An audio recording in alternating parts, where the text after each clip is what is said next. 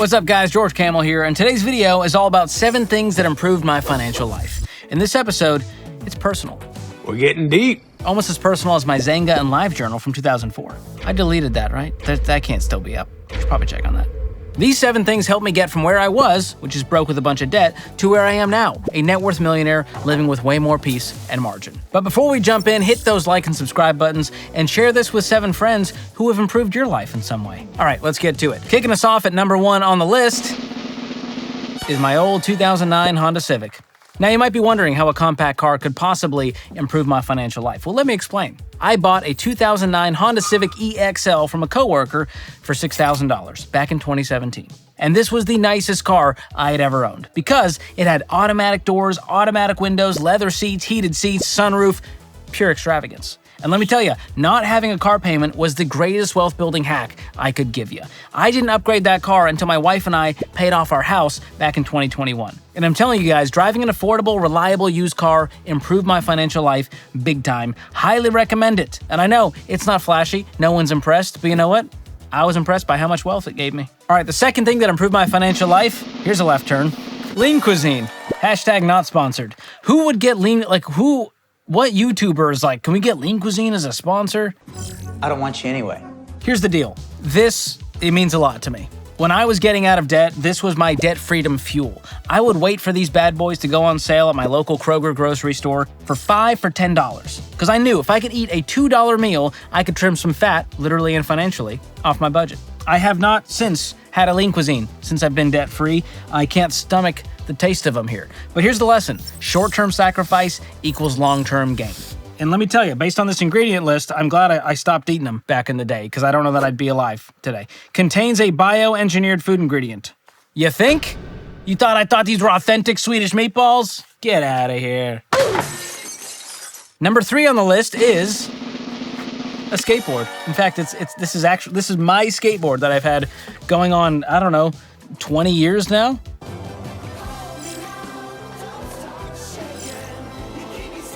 And here's the deal. Skateboarding is one of my favorite things to do. Back in the day, as I was getting out of debt, I needed to find some free activities. And I know I don't look like much of a sportsman, but that's because back in my prime, I was into extreme sports, man. I will still crush you in Tony Hawk's Pro Skater 1, 2, 3, 4, Underground 2. I can keep going. Okay, let's do this. But really, one of the hardest parts of getting out of debt is limiting the entertainment, the lifestyle, the luxuries. So you gotta find a hobby that you love to do that's free and good for your brain and or body. It makes all the difference, and you gotta get out there. You'll forget that you're not spending money when you're just, riding on 4 wheels, or in my case, 2 wheels.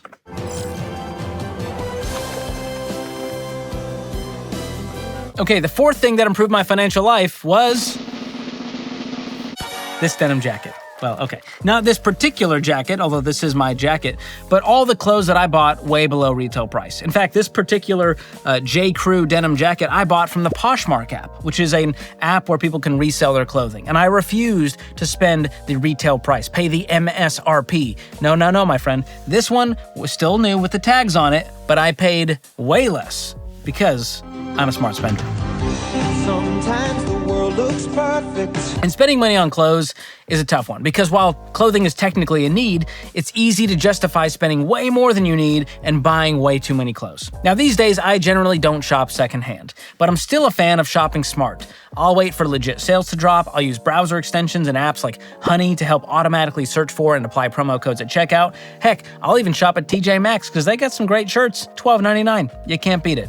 Shop smart, dress cute. That's my motto. All right, before we continue, let me tell you about something else that improved my financial life recently, and that is switching to Tello, a sponsor of today's episode. They're a mobile service provider designed to save you money. They got crazy affordable plans with the same high-speed nationwide coverage you thought you could only get from the big guys. We're talking $25 a month for their unlimited everything plan.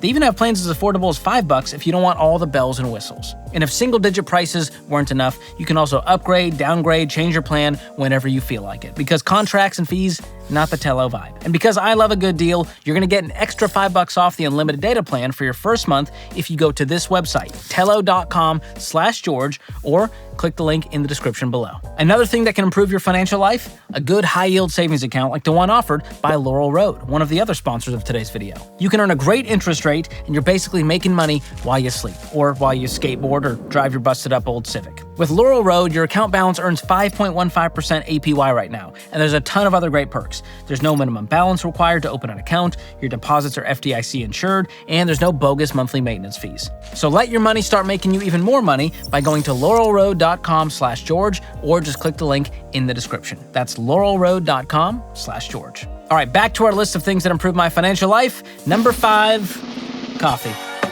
Not just any coffee, I'm talking about office coffee. What flavor coffee is that? Up Dog? What's that? I don't know. Nothing. What's up with you? And I'm telling you, I saved some serious money by switching from Starbucks or whatever local coffee shop and just drinking the free coffee at work. And people are going to give me hate about this one and say, George, this is stupid. Saving a few bucks here and there is not going to make a difference.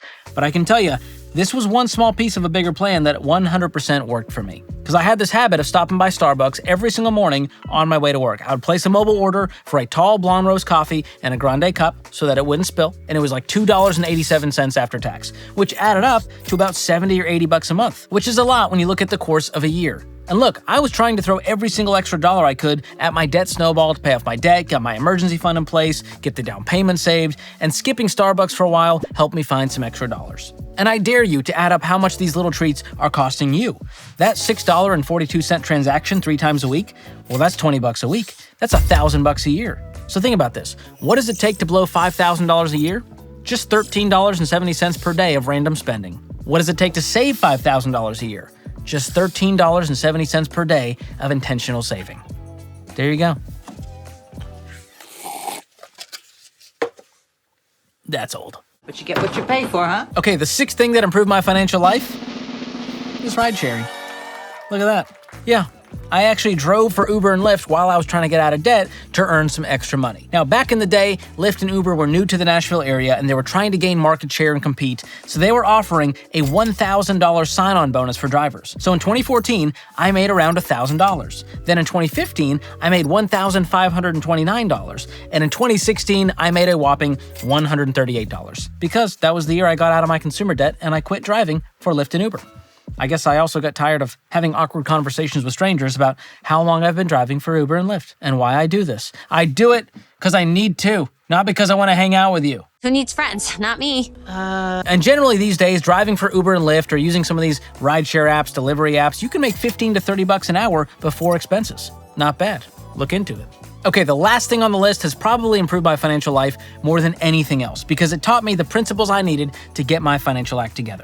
And that is Financial Peace University. And you'll notice my face is on there now, which is cool. But back in 2013 when I took it, my face was nowhere to be found because I wasn't in it. I was on the other side. I was trying to get out of debt and work this plan. And I'm telling you, it changed everything. 9 lessons. That's all you need to do. 9 lessons will change everything. And as part of the onboarding process here when I started at Ramsey, I went through this course. Once a week for 9 weeks straight, I would meet up with a bunch of strangers at a local church and I'd watch a video lesson about money, followed by some candid group conversation. And these strangers came from all walks of life, but we all had one thing in common. We wanted to be better with money, and we realized our plan thus far wasn't cutting it. And through the videos, I learned about this toxic money culture in America today and how it thrives on keeping people broke.